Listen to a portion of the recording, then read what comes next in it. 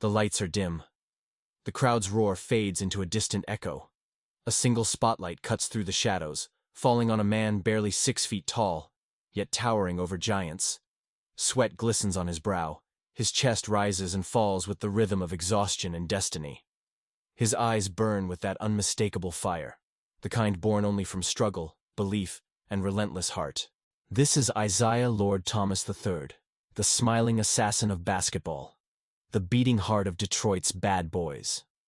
But before the rings, before the banners, before the roar of thousands chanting his name, there was just a boy, small, hungry, and determined to break through the impossible. Chicago, 1960s. The city was alive but divided, a landscape of opportunity and hardship, music and violence, dreams and survival. On the west side, in a neighborhood that many had given up on, a young Isiah Thomas learned early what resilience really meant. His family, 10 children strong, lived in a tiny home that barely held them. The air smelled of iron from the nearby factories. The streets echoed with the rhythm of life and struggle. Every day he saw kids his age pulled into the streets, swallowed by the chaos that claimed too many dreams before they began. But inside that chaos, Isiah's mother, Mary Thomas, stood like an unshakable force. A woman of faith and fire, she was both shield and sword. She saw in her youngest son something rare, a light, a drive that could rise above their surroundings. When gang members tried to recruit him, she met them at the door with a shotgun in hand, declaring with fearless authority, "You will not take my son." That moment wasn't just protection, it was prophecy. It was the line that separated the path of destruction from the path of greatness. On cracked concrete courts and fading rims, Isiah began his ritual, the sound of a bouncing ball echoing like a heartbeat through the evening air. He wasn't the tallest or the strongest, but he was something else entirely. Quick, fearless, and fiercely intelligent. The neighborhood kids tried to block him, push him, foul him, but he'd just smile that sly smile and find a way through. Every dribble was defiance. Every shot was a statement. He studied the game like a scholar studies scripture. He watched the greats on TV, mimicking their moves, breaking them down until they became his own. Basketball became his sanctuary, the one place where the noise of the world fell silent. On the court, he wasn't poor or small or from the rough side of town. He was limitless. But Isiah's journey wasn't just about basketball. It was about identity. He carried the weight of his family's hopes, the pride of his mother's sacrifice, and the unspoken expectation that he would be the one to rise. Late nights, he'd shoot until the lights from nearby apartments flickered off, until his fingers ached and the ball felt like an extension of his hand. He once said, "I didn't play basketball to escape life, I played it to understand it." And that understanding would soon turn into something extraordinary. At St. Joseph High School, under Coach Gene Pingatore, Isiah's talent exploded. He was lightning in motion, commanding the floor, seeing plays before they happened, turning chaos into poetry. Scouts started showing up. The whispers began, "This kid's different." But for Isiah, every game was still personal. Every layup was a message to the city that had tried to define him. I am more than where I come from. He wasn't just playing for himself. He was playing for every kid who had ever been told they couldn't make it out. For his mother, who'd worked herself to the bone to keep him safe. For his brothers and sisters, who believed his success might one day lift them all. By the time he graduated, Isiah Thomas had become one of the most electrifying high school players in the nation. A point guard with a general's mind and a warrior's heart. Colleges lined up with offers, but one call stood out above the rest. From the legendary Bobby Knight at Indiana University. Knight was a coach known for his intensity, his discipline, and his relentless demand for perfection. For many players, that might have been intimidating. But for Isiah, it sounded like home. He accepted, ready to trade Chicago's hard concrete for the polished hardwood of Bloomington. Yet even as he left, his mother's voice followed him like a compass. Never forget who you are, or where you came from. That voice would guide him through every challenge ahead, through triumphs and heartbreaks, rivalries and championships, as he evolved from a street kid with a dream into a legend who defined an era. But that transformation wouldn't come easy. The road to greatness is never straight, and for Isiah Thomas, every success would come with its own shadow. The boy from Chicago was about to enter a world where pressure, politics, and pain would test his every fiber. And yet, if you looked into his eyes, you'd see it. That unbreakable spark that said, "I've come too far to stop now." Bloomington, Indiana, 1979. The air is cold and crisp. The echoes of basketballs bouncing inside Assembly Hall sound like thunder. Under the hard glare of fluorescent lights, a young Isiah Thomas steps onto the court wearing crimson and cream.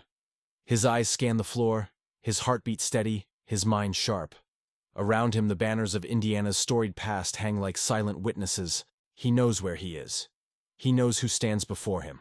Coach Bobby Knight, a man who demands not just skill, but perfection, obedience, and discipline that borders on military precision. The first practice isn't easy. Knight's voice booms through the gym, sharp, unrelenting, echoing through the rafters. "Thomas, you call that defense? Again!" Sweat drips into Isiah's eyes, but he doesn't blink. He listens. He learns. Every demand, every criticism becomes fuel. While other players break under Knight's fury, Isiah finds rhythm in it. He knows something the others don't know. He's been hardened long before he got here. Knight's fire doesn't scare him. It reminds him of home. Under Knight's tutelage, Isiah sharpens his instincts into precision weapons. He becomes the heartbeat of the Hoosiers, a general orchestrating every play, anticipating every shift. He leads not just with talent, but with command, with an authority that makes even veterans follow. When the Hoosiers march into the 1981 NCAA tournament, Thomas becomes unstoppable. His smile hides the storm brewing underneath, a quiet intensity that surfaces when the stakes are highest. The final whistle of the championship game blows, confetti rains from the rafters, and the crowd erupts. Isiah Thomas, just 20 years old, stands on the ladder cutting down the net. The camera zooms in on that radiant grin. He's a champion now, a national hero, a kid who turned street grit into collegiate glory. But somewhere deep inside, he knows, this isn't the destination. It's just the beginning. That summer, the NBA draft calls his name. The Detroit Pistons select him second overall. Detroit, a city that mirrors everything he's ever known. Tough, proud, bruised, but unbroken. Factories hum, the skyline glows with steel and smoke, and the fans live and breathe blue-collar basketball. When Isiah walks into that city, it feels like destiny. He fits the heartbeat of Detroit. Fast, fierce, unafraid of getting dirty. In his rookie season, he wastes no time. He doesn't play like a newcomer. He plays like he belongs. Every crossover, every pass, every no-look assist electrifies the crowd. Reporters call him a magician in motion. Teammates call him Zeke. Opponents start calling him something else, a problem. The Pistons, at the time, are far from contenders. They're a team searching for identity, lost in the shadow of powerhouses like the Lakers, Celtics, and 76ers. But Thomas refuses to accept mediocrity. He plays with the same relentless fire that got him out of Chicago. His leadership isn't loud, it's commanding. When the game's on the line, his voice cuts through the noise. "Follow me."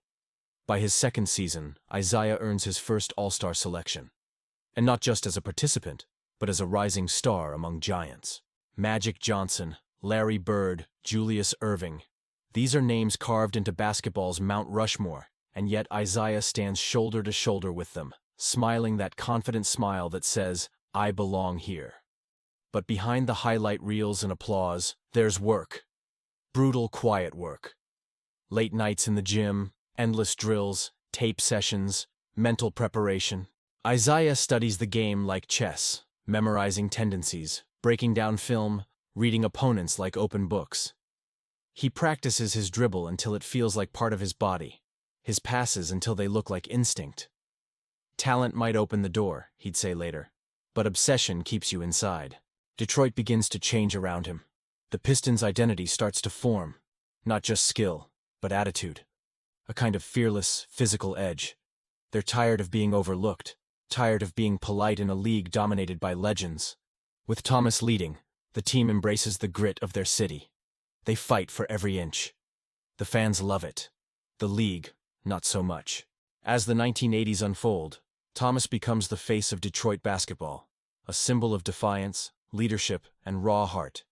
He brings teammates together. Bill Laimbeer, Dennis Rodman, Rick Mahorn, Joe Dumars, men who would soon define an era.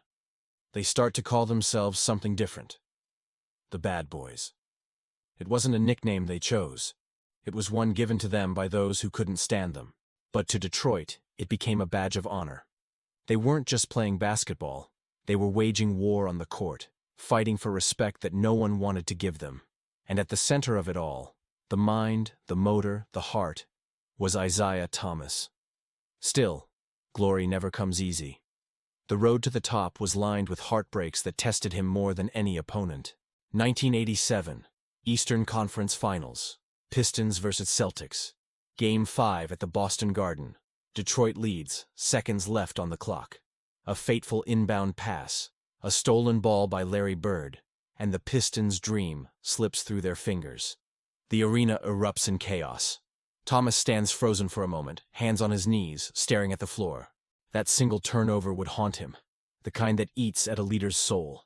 But champions aren't defined by their failures. They're defined by what they do after. That summer, he came back harder. No excuses, no complaints. Just work. "Pain is a teacher," he said once. "And if you listen closely, it tells you how to win." The Pistons were about to listen, and the rest of the NBA was about to learn what happens when pain meets purpose. The lights of the Palace of Auburn Hills blaze bright. The seats are packed, the air electric with anticipation.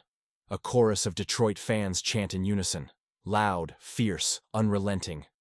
This isn't just basketball anymore. It's a movement. It's a rebellion. It's the rise of the Bad Boys. Isiah Thomas stands at center court, staring across at his rivals, the Celtics, the Lakers, the Bulls. Around him, his teammates stand like warriors in armor, ready to take on anyone who dares challenge their crown. Joe Dumars, calm and silent, his defensive stance a work of art. Bill Laimbeer, fierce and unapologetic, the enforcer who protects his captain. Dennis Rodman, a whirlwind of energy and chaos. Rick Mahorn, John Sally, every man with a purpose. And in the middle, the smallest man on the court, with the biggest heart in the arena. The 1988 NBA Finals. The Detroit Pistons versus the mighty Los Angeles Lakers. Magic Johnson's Showtime, the glamour, the Hollywood flash. The Pistons aren't supposed to win. They're too rough, too physical, too unrefined. But Isiah knows better. He's been underestimated his whole life. And in this series, he plays like a man possessed. Game 6, Los Angeles, June 19, 1988. The Pistons are on the verge of greatness. But fate, as always, tests those who dare to dream. Late in the game, Isiah drives to the basket, lands awkwardly, and his ankle twists violently. He grimaces in pain, collapsing to the floor. The crowd gasps. The commentators fall silent. Trainers rush in, but he waves them off. He gets up. He starts limping toward the scorer's table, eyes burning with fire. Every step looks impossible, yet he keeps going. He checks back in. What follows is one of the most iconic performances in NBA history. On one good leg, Isiah Thomas scores 25 points in a single quarter. Weaving, sprinting, spinning through pain, defying logic. Every jump shot is agony, every landing a jolt of fire up his leg. Yet he keeps smiling, keeps fighting. The Lakers win that night. Barely. But the world knows what it just witnessed. It wasn't just basketball, it was heart. It was courage in motion. The Pistons lose the series, but they don't lose their soul. They come back the next year with a vengeance, hungrier, tougher, sharper.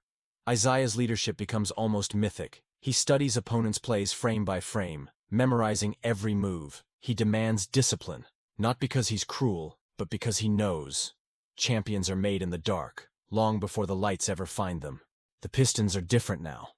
The pain of the past has become their weapon. They slice through the league like a machine. The Celtics, once their nemesis, fall before them. The Bulls, with a young and fiery Michael Jordan, challenge them, and lose in 6 bruising games. The Jordan rules become infamous, a defensive philosophy built on toughness and precision, designed to stop the game's most unstoppable scorer. It wasn't pretty, but it was effective. Detroit wasn't here to entertain. They were here to conquer. The finals arrive, Pistons versus Lakers, again. This time, there's no mercy. Detroit sweeps Los Angeles 4-0. When the buzzer sounds, the court erupts. Isiah Thomas, the kid from Chicago's rough streets, the man told he was too small, too friendly, too nice to lead a dynasty, is finally an NBA champion. He raises the Larry O'Brien trophy high, eyes glistening, that familiar smile breaking through tears. Behind him, the crowd chants, "Detroit basketball!" The city celebrates like never before. Fireworks, parades, a collective roar of pride from every factory, every corner, every fan who'd ever believed. But Isiah's story doesn't stop at one title. The next year, the Pistons do it again. Back-to-back champions. The dynasty is real. They've toppled every giant. The Celtics, the Bulls, the Lakers. Each victory harder, bloodier, more meaningful than the last. Yet with glory comes enemies. The bad boys become the villains of the NBA. Too physical, too brash, too unapologetic. But that never bothers Isiah.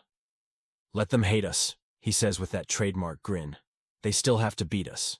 In 1991, the torch of the NBA begins to shift. The Bulls, led by Michael Jordan, finally find their rhythm. The Eastern Conference Finals become a war of wills. The Pistons fight with everything they have, but their reign begins to waver. The Bulls sweep them, 4 games straight. And then, in one of the most controversial moments in sports history, the Pistons walk off the court before the final buzzer. No handshakes, no congratulations, just silence and shadows. Critics call it unsportsmanlike. Fans call it petty. But for Isiah, it's something deeper, the closing of an era. He walks off with his head high, the weight of years pressing on his shoulders. The media spins the story into a feud, painting him as the villain in Jordan's rise. But inside, Isiah feels something else. Pride. Pride for what they built, for the battles they fought, for how far they came. Behind the tough image, Isiah Thomas has always been more than a fighter. He's a thinker, a strategist, a man who sees basketball as art. Off the court, he's charming, articulate, and deeply thoughtful. He writes, he reads, he speaks with the same precision he plays with. But inside, he's also human, carrying scars that don't always show. Injuries begin to slow him down, and whispers of decline start to grow louder. By 1993, the bad boys are no more. The dynasty has faded, the Warriors scattered, and one spring evening, Isiah Thomas walks off the court for the last time as a Piston. His jersey drenched in sweat, his body battered, his legacy secure. The crowd stands and cheers, a thunderous farewell to the man who gave Detroit its identity. Isiah looks around, soaking it all in. He doesn't cry. He doesn't wave dramatically. He just smiles. That same smile from the streets of Chicago, the one that says, "I did what they said I couldn't." He leaves the floor knowing that even if the world moves on, the fire he lit in Detroit will never die. The arena is silent now. The echoes of the crowd have long faded. The hardwood that once carried his fire lies still, collecting dust and memories. For Isiah Thomas, the game that once defined his life has now become a mirror. One that reflects not just victories, but everything that came before and after them. Retirement didn't come with ease. For a man who lived on competition, who fed on the rhythm of the ball and the roar of the crowd, the silence of life after basketball can feel deafening. But Isiah had never been the type to fade quietly. He had always believed that greatness wasn't to what you achieve. It is what you continue to stand for once the lights go out. In the early days after hanging up his jersey, Isiah took a step into the world of leadership off the court. His intelligence and charm, often overshadowed by his ferocity as a player, began to shine. He went into management, into broadcasting, into community work. He became an NBA executive, helping to shape young teams, mentoring new talent, and using his vision to teach others what leadership really means. But the transition was far from smooth. There were stumbles, controversies, and criticism. His tenure with the Toronto Raptors and later the New York Knicks drew mixed reviews, testing his resilience once more. The same media that once celebrated him as a champion now scrutinized every move, every decision. For a man who'd built his life on control, those years were humbling. But if there was one thing Isiah Thomas knew better than anyone, it was how to rise after falling. He didn't retreat into bitterness. He faced it with the same quiet strength that had carried him from the streets of Chicago to the top of the basketball world. "You can't let the noise define you," he would later say. "You have to define yourself. Every day." He found solace in family. His wife, Lynn Kendall, and their children became his grounding force. Away from the court, Isiah was no longer the warrior. He was the husband, the father, the man who smiled at small joys and cherished simple peace.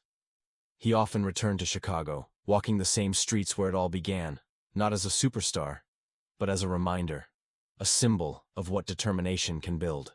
He poured himself into community work, into education and youth empowerment. His passion for helping inner-city kids echoed his own childhood struggles. He built programs, donated resources, and spent countless hours mentoring children who reminded him of the boy he once was, small, uncertain, but full of potential. "If I could come from there," he told them, "then you can go anywhere." The game continued to honor him too. Time has a way of softening rivalries and magnifying truth. The fans who once booed him began to recognize the genius that lived beneath the controversy. Analysts began calling him what he truly was: one of the greatest point guards in NBA history, a 12-time All-Star, an NBA Finals MVP, 2 championships, a legacy written not in statistics but in heart. And perhaps what made Isiah Thomas truly immortal wasn't his trophies or rings. It was the way he played, the way he led. He was a master of contradiction, charming yet ruthless, joyful yet unyielding. He smiled as he destroyed you on the court. He played with artistry and aggression, intelligence and instinct. For every doubter who said he was too small, too emotional, too kind, he built an empire of proof. He had fought giants and stood tall. He had led men tougher than steel and still commanded their respect. He had inspired a city that mirrored his own soul, gritty, loyal, misunderstood, but proud. Years later, when he was inducted into the Naismith Memorial Basketball Hall of Fame, he stood on that stage and spoke not with arrogance but gratitude. His voice carried the wisdom of every battle, every injury, every heartbreak. He thanked his mother, his teammates, his coaches, even his rivals, because he understood something deeper now. Every obstacle, every enemy, every heartbreak had been part of his making. "The road to greatness," he said softly, "is never smooth. But if it was, everyone would walk it." He smiled, that same unforgettable smile, as the applause filled the hall. And somewhere deep in his heart, the boy from Chicago whispered to himself, "We made it, Ma." But even beyond accolades and ceremonies, Isiah Thomas remains a symbol of perseverance, of vision, of belief in the face of doubt. His story is not one of ease, but endurance.